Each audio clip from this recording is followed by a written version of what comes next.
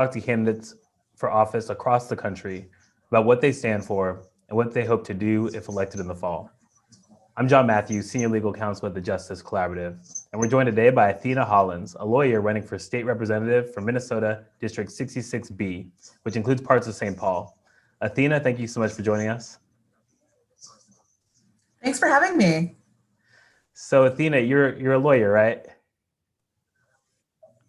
I am, yes, but I don't practice anymore. Okay. So why I do diversity, equity, and inclusion work for the state bar. Awesome. So why leave that and run for office? You know, running for office is really hard. What inspired you to get involved? Yeah, that's a great question. So there were a couple of different things that inspired me to get involved. One was climate change and climate justice. I see that as the critical issue of our time, and I didn't feel like there were enough people who were champions for that at the state legislature.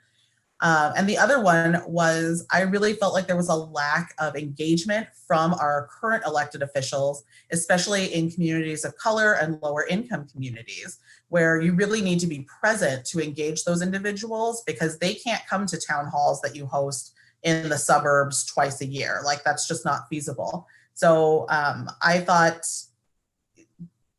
this is an opportunity that has been overlooked, and I want to make sure that those people's perspectives are represented at the Capitol.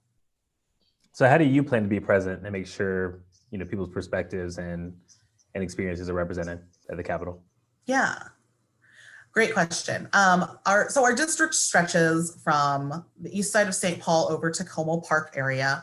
And the east side of St. Paul and North End are primarily communities of color and lower income blue collar communities. And fortunately, I already live in one of those areas. I live on the east side of St. Paul. And so I'm already really tapped into a lot of what's going on in this part of the community. But in addition to that, my goal is to stay constantly present with the people who live here. And that means meeting them where they're at. So whether it is community centers, nonprofit organizations that work with the community. Those are the places that we need to be present and active in because we can't expect people to show up at our doorstep at the office of the Capitol because realistically, that's just too much to ask of people. And so it's my goal to make sure that I am in the neighborhood, walking around and, listening to what the people have to say because, their perspective matters and it's vastly different than the perspective of the other side of the district.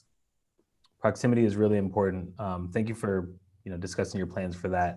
I'd like to talk about the fact, so you've discussed the fact that we can't ignore that George Floyd's killing happened in a state that has Democratic leadership in both city and state governments. What's been wrong with how elected officials in Minnesota are representing constituents? Yes, so that was a big part of my reason for getting back into the race after the DFL endorsement. So I didn't get the DFL endorsement, but I got back into the race after George Floyd was murdered. What's DFL? Oh, sorry, Democratic Farmer Labor. So it's the Democratic Party in Minnesota. Okay, Thank cool. you. And so I got back into the race primarily because we do have a lot of Democratic representation, but not necessarily representative of the actual people who live in the community. And I think part of that is, it's a big tent, right? I mean, we have a lot of different people who are part of it and a lot of different people that we're listening to as constituents, especially when you include farmers and labor into this group. But I also think that there is a lack of representation from these communities at the Capitol. I mean, Minnesota is a really white state, and the legislature still is not representative of people of color within the legislative bodies. And so we know that we have to do better and that we have to listen to the lived experience of individuals who have gone through this and who live in these neighborhoods where, where there is over policing, where there are, crackdowns and, lifestyle sort of policing going on. And so I think that it's especially important to have people with those lived experiences at the legislature making policy. So speaking of representation and diversity, you're not the only Minnesota candidate to oust an incumbent in this cycle. You'll likely join fellow Democratic farmer labor newcomers Esther Agbaje, hope I didn't mess that name up, and Jen McEwen in the legislature. You did it right. Yeah. Eh.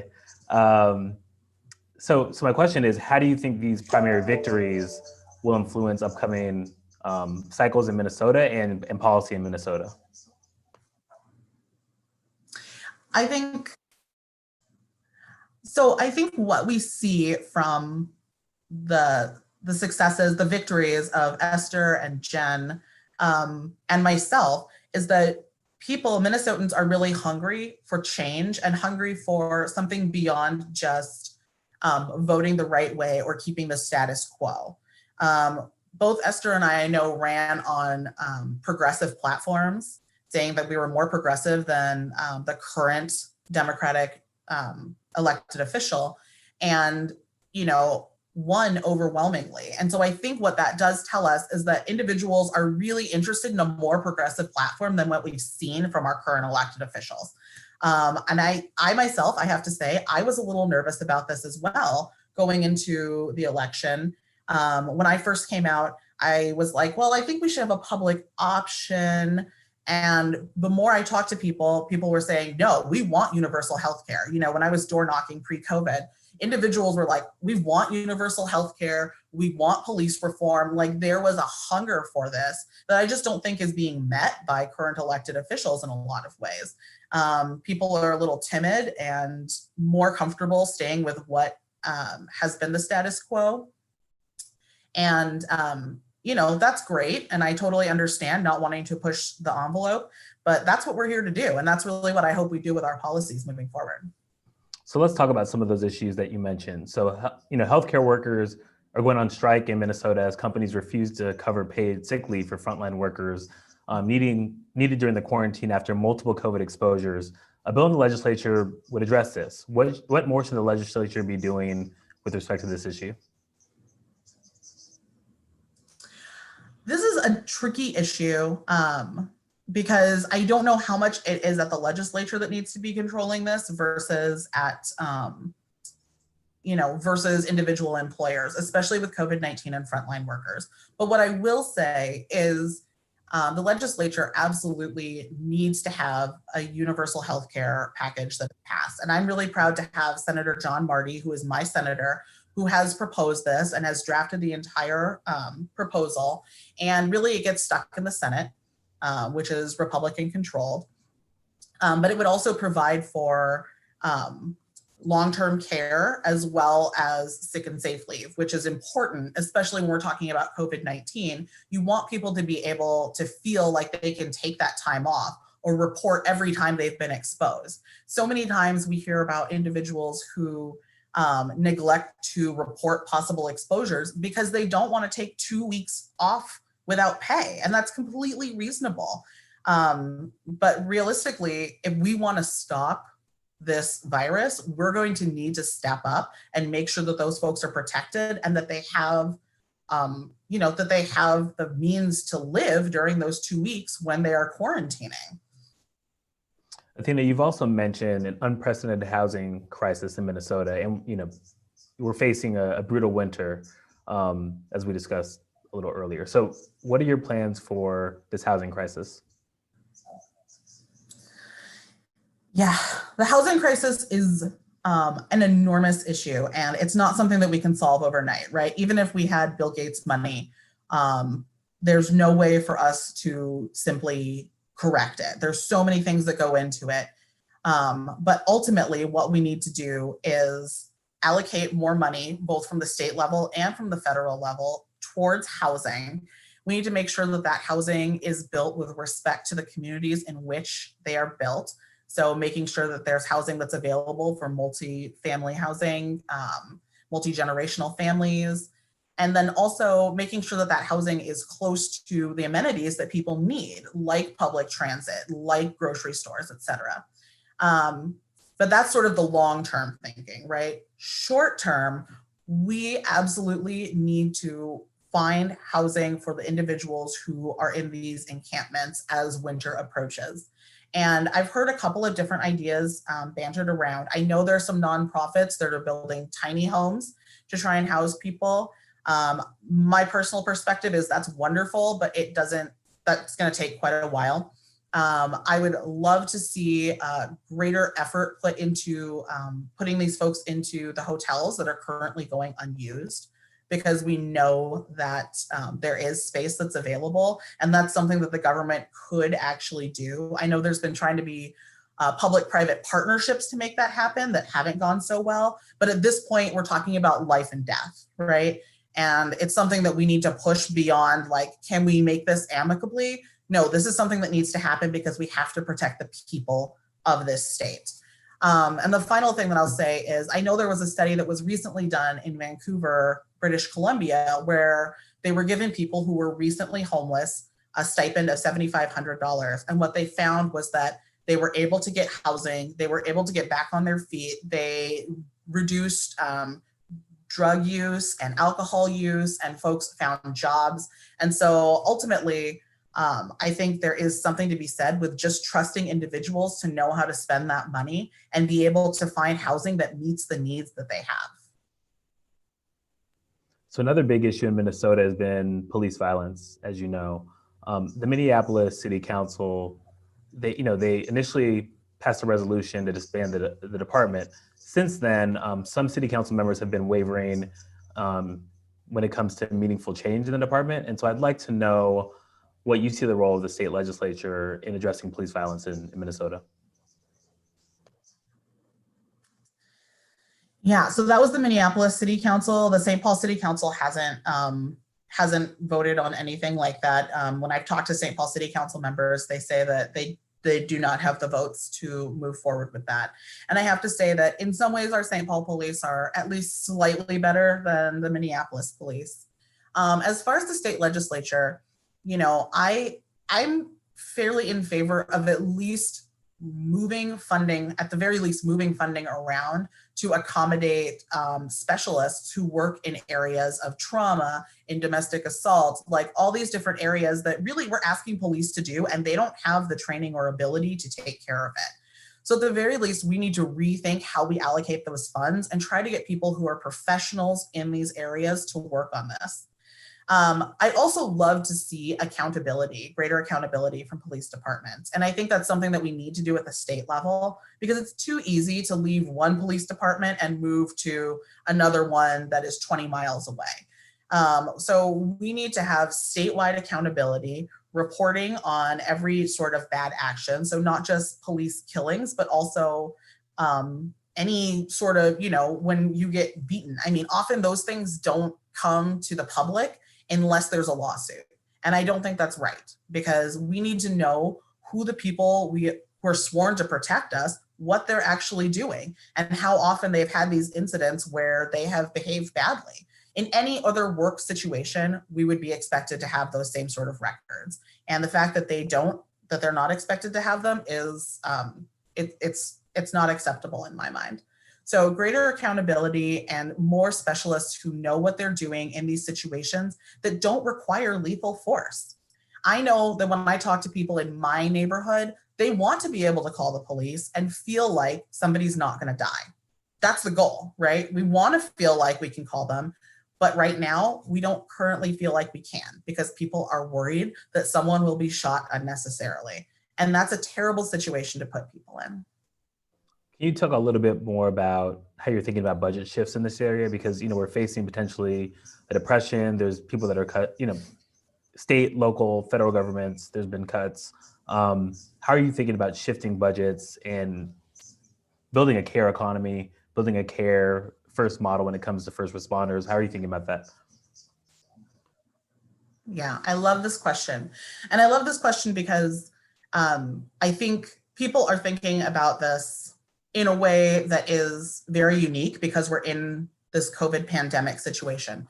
But the reality is we have to reject this scarcity model that we've been working under, that there's only a certain amount of money to go around. We know there are people in Minnesota and organizations in Minnesota that are thriving, especially during COVID-19. I mean, Target is based here. And I don't know if you know this, but they do online ordering, right? Target is doing just fine. We need to tap into those sources of funding and rethink our tax structure to make sure that everybody's paying their fair share so that we can do this work that we want to do. Because I think the reality is it is going to be tight for people like me, for people like my neighbors, right? This is going to be difficult, but the money is there to pay for this. And certainly if we reallocate money that has already that we're already used to paying for police services, there are ways that we can get people up and working, doing jobs that are more meaningful and that are engaging with the community in a way that makes people feel safe and cared for, and that the state really cares about what issues are facing folks. And I think that's, when you have more people believing that the government is caring for you and wants to take care of you and wants to see you thrive, not wants to see you thrown in jail, not wanting to see you shot, but wants to see you succeed, then people are more willing to pay into that pot so that we can make that happen. So Athena, I know you're very busy, but before you go, I have a couple questions. One, how are you thinking about financing of campaigns? There's folks out there that are thinking about running, but they're not millionaires. They don't have a ton of money. You called out your opponent for taking a lot of money from outside of the district, including the Minneapolis Police Union, I believe. How are you thinking about financing campaigns and relatedly, who you're getting your money from? Yeah, so financing campaigns is one of the most difficult issues I've come to find out, right? As a first-time candidate, I did not anticipate it being so fraught, but it really is difficult. And the one thing that I've been saying throughout this campaign is that we are a people-based campaign and not a money-based campaign. So we have people power. We have folks who are willing to volunteer and phone bank and text bank and do door knocking back when we could do that. And so I think there are ways that you can run a campaign on people power and not finances. But that being said, I think that there is something to tapping into resources that are available within your district. And realistically, if you live in a poorer district, that's not going to be as robust, right? And that's okay. You have to know that that's okay, because what it does is it's not just about building money, but it's also about building buy-in and engagement from individuals so they can be a part of something that is your campaign. And I really truly believe in this.